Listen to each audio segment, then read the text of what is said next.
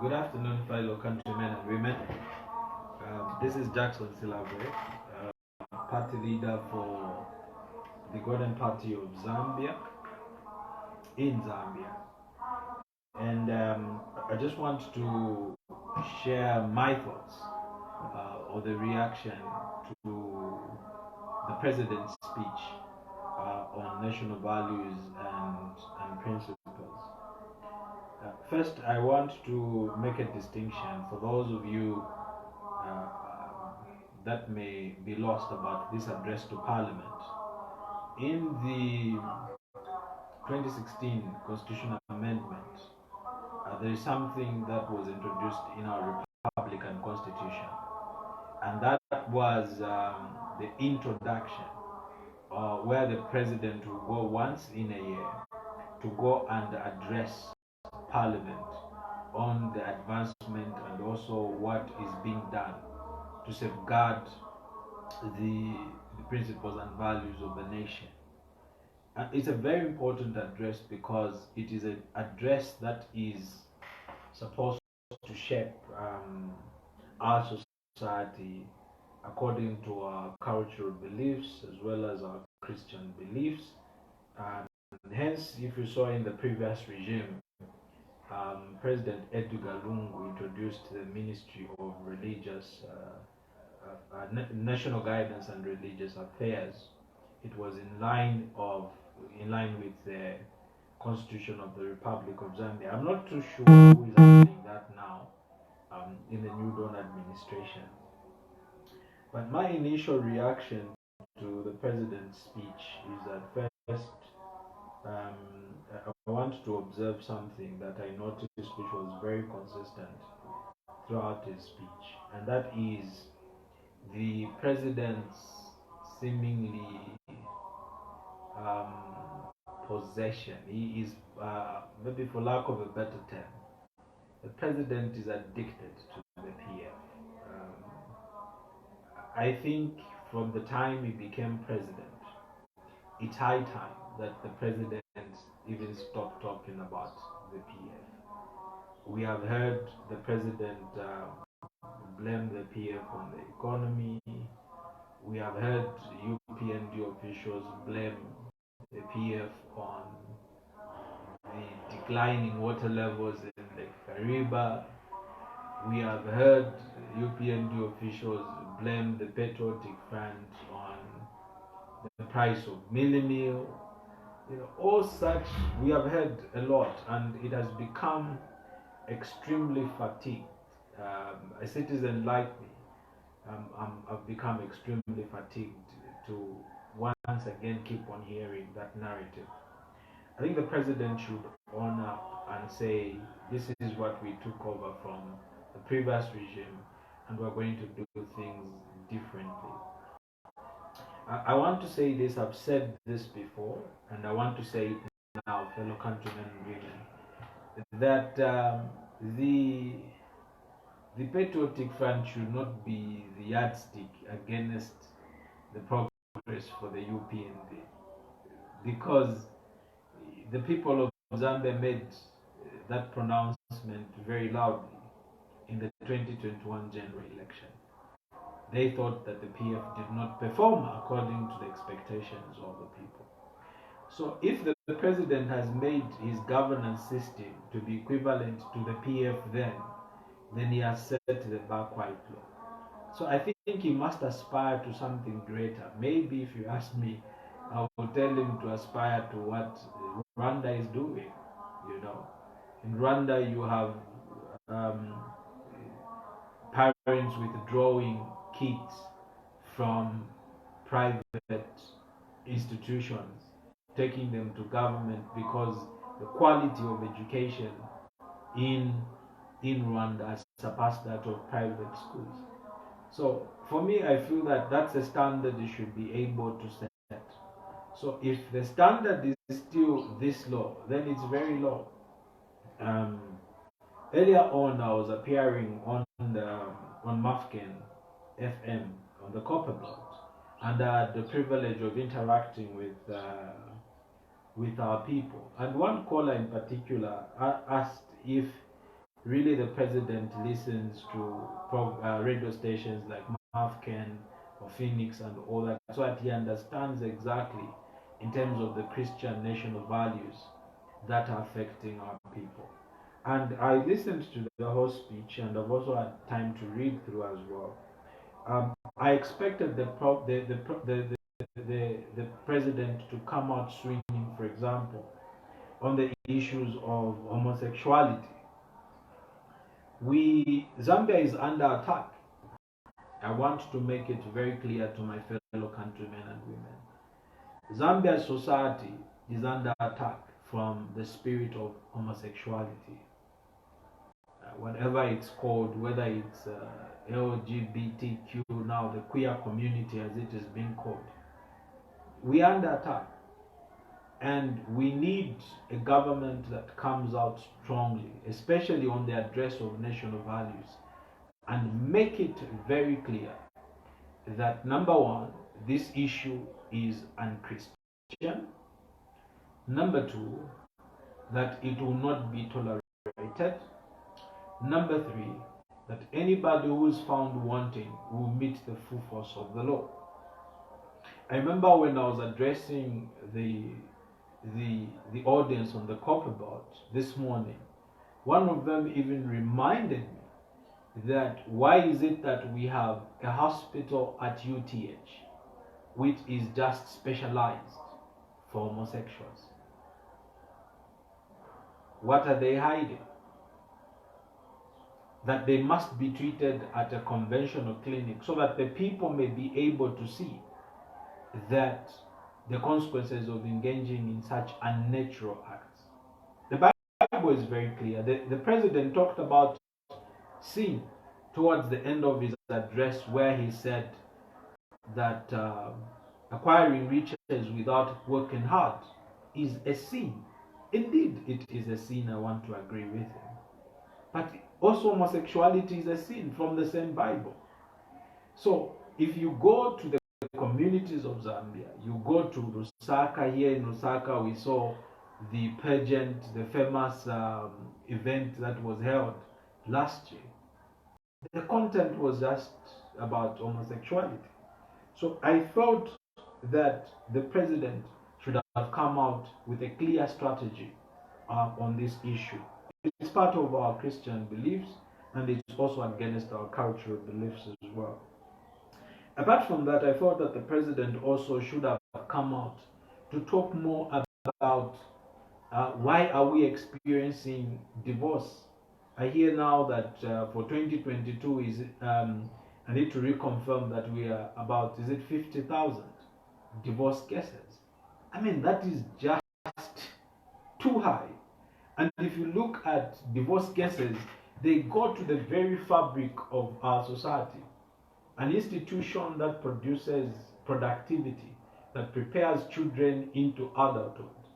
An institution that also gives us leaders, because any leader of a country, he or she is part of a family. Now we have got people less than 2 years in marriage divorcing, people less than 10 years in marriage divorcing, and this is a national crisis in as far as the social aspect of the nation is concerned. I expected the president to say that there is this problem, and I am setting up even a small committee, because since we know the statistics from the courts of law, we can even do a sampling, maybe even 1% or 10% or 10% of that of those statistics, so that we know exactly, so that we also know the remedies that we need to apply. Because the issue of divorces cannot only be left for a partner not touching somebody's phone, like the president once mentioned, or just be left to the church. I think this problem cuts across all the sectors of our society and governance. So we must be able to know exactly what is happening, because this has got a ripple effect in our society. If you have a lot of people, there's a study that was done in the UK, not to bore you, and even in America as well. They actually discovered that the people are prone to committing crimes and also to engage in, some vices are actually, those who come from broken homes. So if you are going to have broken homes, know that you have lost a generation altogether. I expected also the president to come out swinging on teenage pregnancies. What is it that we're doing? 2021 was one of the worst years in terms of teenage pregnancies. And if I'm not mistaken, Eastern Province was leading in terms of teenage pregnancies. Now, if we are going to have people who are below 19 engaging in activities, in sexual activities, then we have got a lost generation that is coming up. Then productivity is affected. How can a child be taking care of a child? And these are things that stand at the core of our society. These are things that stand at the core of our identity as the people. And for me, I like the national address on national principles and values, because Zambian societies, it's on autopilot right now. It's on autopilot. We need to accept that it's on autopilot. Leaders don't shape the Zambian society. We have just left it, just to evolve on its own, like the theory on the Big Bang theory. That's what we have just done. If you look at the cultural values, just even respect. I remember during a time when I was a boy, there was no way I would be on public transport and an elderly person walks in and I would still be seated and him is standing. I remember the times of council buses right in Kamchanga going to Addis Corner if I want to buy something for my mother, who frequently sent me there. We had to stand. Nowadays, you tell off an old man on public transport. What is it that we're doing? If I go back to homosexuality, we've got homosexual content right on DSTV right now in Zambia. Kenya has done well. They actually banned some of the cartoons that the kids are watching. And right now, we have got some of these cartoons, I don't want to mention them, maybe I may be sued or blacked out, is that your kids, when you are at work, when you are doing chores and you're not with them, they are watching fully fledged. Now there's even Superman homosexual. Superman character who is homosexual for cartoon, for kids. We've got this loved Paper and Pig, is it the one? Also, there is also homosexual content there. Loud House, I think also it also has the same thing. And these are things that your kids are watching. Boarding schools. Now, if you go to boarding schools, young boys marry each other in boarding schools. If your child is in a boarding school right now, they could be sodomized. They may be sodomized at this very moment. So this is a national crisis that you cannot even address a nation at this time and age without you mentioning it.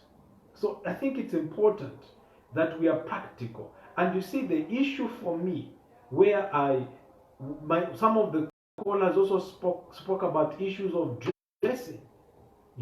On the copper board, when I was addressing the copper board audience through African FM this morning, they talked about dressing. It's a big issue, but we are not talking about. They talked about how a decent dressing has become. That it's no problem for you to look good, but I think there is a problem when your dressing goes against everything that we stand for as a society. Are we addressing that as a nation? So I think we need to be deliberate on how we are shaping our society. I think what we have become now is that we are so good at talking, and yet we are not implementing anything. So society cannot shape itself. It has to be shaped. It has to be shaped. And we cannot just accept everything that is being handed to us or given to us. Just because, there are cooperating partners, they tell us, no, get comprehensive sexuality education, we adopt it, it's okay. We are teaching 5-year-olds. as if within the Zambian society there are no contexts where we teach people about sex. It's there. It's not that we are hearing about this for the first time. No, it's there. That's why people used to get pregnant. That's why it used to make news. It's because it's there. You did something against what you have been taught. You know, the president talked about national unity and how important it is. Of course, he punctuated it with the connotation of PF. And again, I want to repeat what I've said before. The president has created his own reality of things, which is very dangerous. He's created things. He wants to portray a picture as though he has given us freedoms. I want to differ with that, Mr. President. You are not the one who has given us these freedoms. The freedoms that we enjoy are enshrined in the Constitution. And I'm not undermining what you went through when you were in the opposition. But I think we need to set the record straight. If you hear President Hakainde Hichilema talk about Zambia, he talks about as if maybe it was a war zone. It wasn't like that. It is the same process that today President Hichilema portrays to be so grave that made him to be Republican president now. The same process. And alive and kicking and in living colors. So I think the president must have a very measured approach. He must have an approach which does not paint a very extreme picture or that doesn't paint any picture at all, but it needs to be measured. He needs to have a correct analysis of things. So for me, on national unity, of course, he talked about bullets flying and what and what and what. I mean, I was chairperson for all the political parties then, and I knew, yes, and I spoke constantly. The record is there. Go to Google, go to various platforms. The record is there, how I condemned the PF, how I condemned the UPND themselves for violence. It is there. I was at the thick of things. I was at the center stage of things. The peace process that we signed as a country prior to the general elections, it was part of my architect. Together we reached out with the church, I reached out to the church, and we came up with a coalition and made sure that we signed peace towards the general election. So when I talk about these matters, it's not that I just dreamt about it, or because I'm biased towards the PF or the UPND themselves. In fact, some of my members, if you remember, they accused me of belonging to the UPND because at some point I was very critical to the PF, you know. Even things in the background happened where the PF complained bitterly that I was very critical of them when I was their chairperson for political parties under the Zambia Center for Inter-Party Dialogue. So I'm talking about these issues because they are known to me. They are not strange. They are not aliens, these issues. So I think the president should have a correct perspective because the President Levi Mwanawasa, may he so rest in peace, said, even just my appearance, when I just appear, I'm newsworthy. So the president should remember the power that he carries. That if he perpetuates a certain narrative, he risks feeding an extreme narrative amongst our people. So it's no longer, even a secret. That's why we're experiencing high levels of intolerance. He talks about national unity. But the president did not talk about tolerance levels from his own political party. I was harassed, attacked in front of a police station at Kabwata when I went to see the president for NDC, President Savoy. I was harassed in full view of the police. That's political intolerance. How many times President Harry Kalaba was detained on the Copper Belt for eating in Shima with his party members. He was taken to the police station for interrogation. How many opposition political leaders have been arrested now by President Hakainde Hichilema from the time he assumed office? How many? Sales have become, it's like you even pack like a bag and just wait. If today he just says people will go for you. So I think it's imperative that when we are talking about national values and we are talking about national unity, it should not just be lip service. It should be done it should also be in action. I remember that time, you, the media, you asked me a question. What was your response from about President Hakainde Hichilema when he was doing a press, what is that, press conference? Then he mentioned, is it a press conference or some? There was I think the commemoration of the death penalty, the removal of the death penalty from the statutes, the penal code. And then he said President Lungu is not here and he should always come for these national events. When the media asked me, what was your take? I said, the president has got enough power without even telling President Lungu that I'm coming to your house. Go to his house, have a discussion, and tell him his thoughts right in person.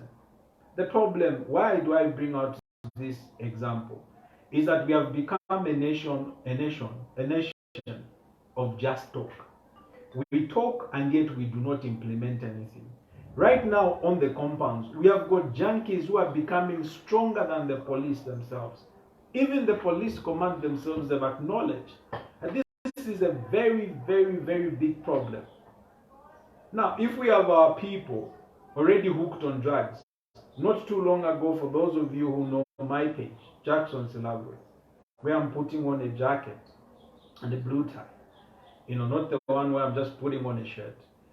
I posted a video, I think 4 weeks ago, if I'm not mistaken, where there is this new drug in town that is circulating. Once a teenager or any person takes it, they become like a zombie. Where they are standing, they'll fall asleep standing. If they are seated, they'll fall asleep right there where they are. It's there on my video. You can go and watch it. Now, those are junkies we are talking about. These are young men, I don't know if they're also women, who would go to extremes just to get a fix if they don't have money. What are we doing? And the usual arresting them and releasing them is not working. We've got a problem of street kids. There is a saying that a nation which cannot look after its most vulnerable, then that nation is a wrong one. And the nation where leadership is seen on how it looks after its most vulnerable. Right now, you go to any junction of the traffic lights, you see scores of young people who are begging. What are we doing? I expected the president to see, in the spirit of looking after our most vulnerable, in line with our values and principles, we are going to do this for the street kids and what. And this problem is growing. And as I've described it before, if you go and research, it's a ticking time bomb. If we do not arrest us, it will be the one that is going to arrest us. So what is going to be done about junkies? Because if you arrest the junkies today, you arrest 30 of them. Tomorrow they mobilize themselves and go bail out all their friends who were arrested. And they go back to doing the same things. If you go to Mtendere, go to Kitwe, go to the compounds, they will tell you this is a perennial problem. And it requires leadership at the highest level of our country. And that is the presidency. In his closing remarks, I loved what the president said, encouraging hard work. And I want to agree with him. There is no substitute for hard work. He talks about it being a sin.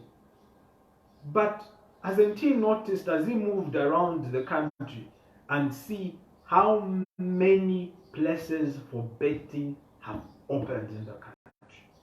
Everyone is betting.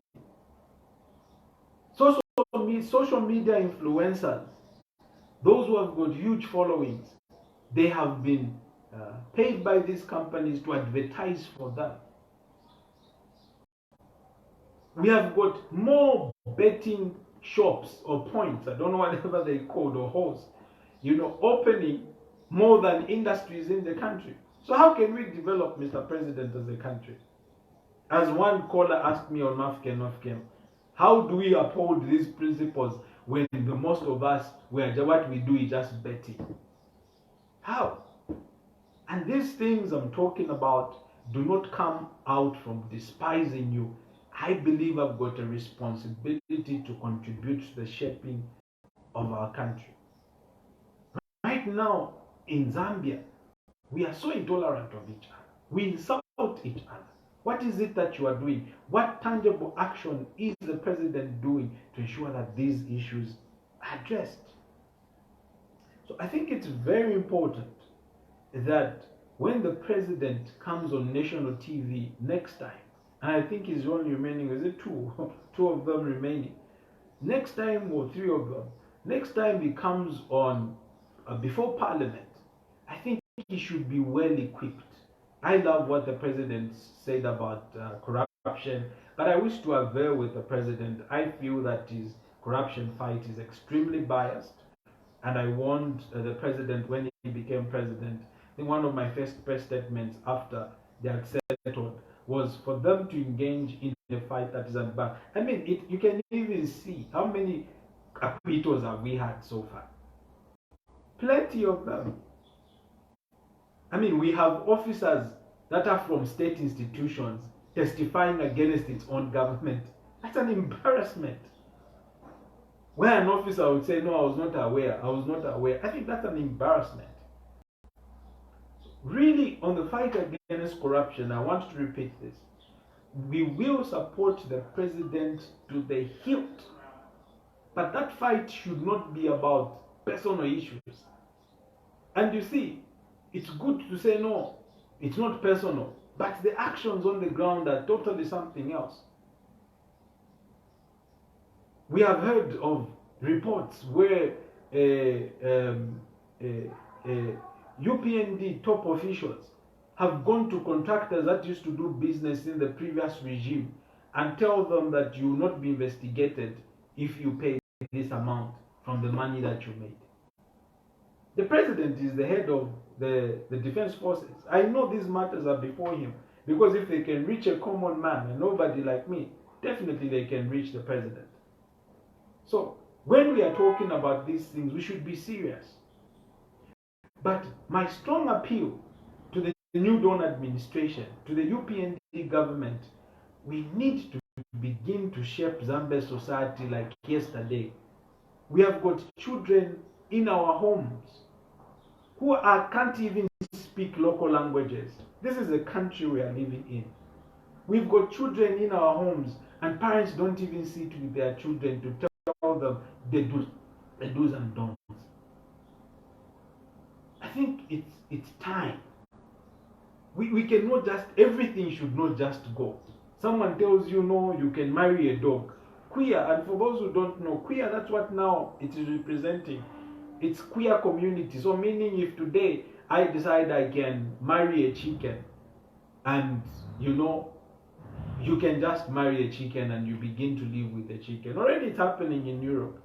You marry a dog, or you marry a cow, or you marry whatever you feel.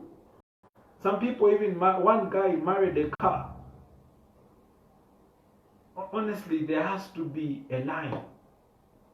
We cannot adopt everything that the world presents to us.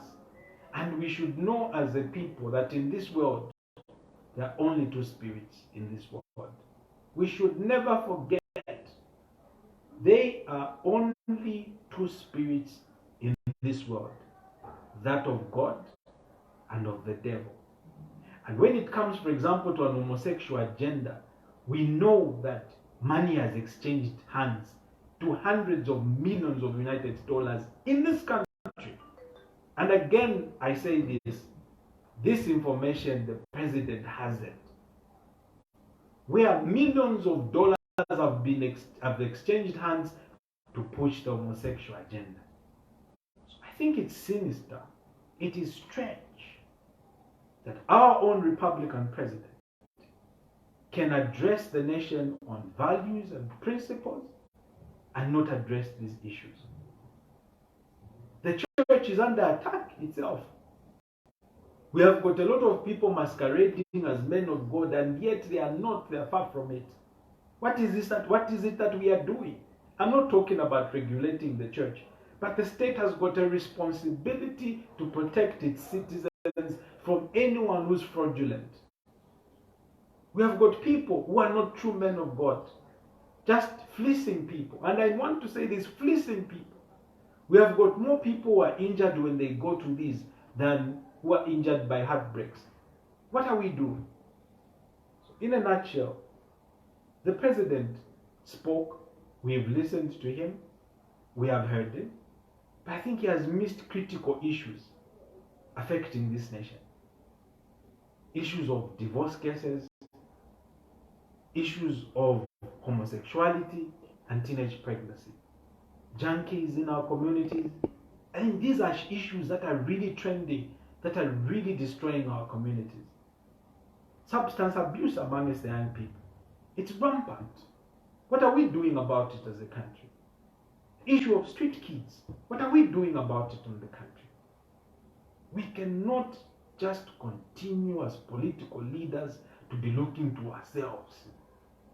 We need to begin to address the people's business in shaping their society. And I want to end with this. I've said it before, and I'm going to say it again. A society that cannot define itself, a society that cannot define its own values, a society that cannot define its own society is not fit to exist. It's not. And I've got no apologies to make. It's not fit to exist. For Zambia, our President Hakainde Hichilema, I think next time before you appear before the people, I think ask the intelligence. Ask your state apparatus. Colleagues, tell me what is on the ground that I need to talk about in terms of national values.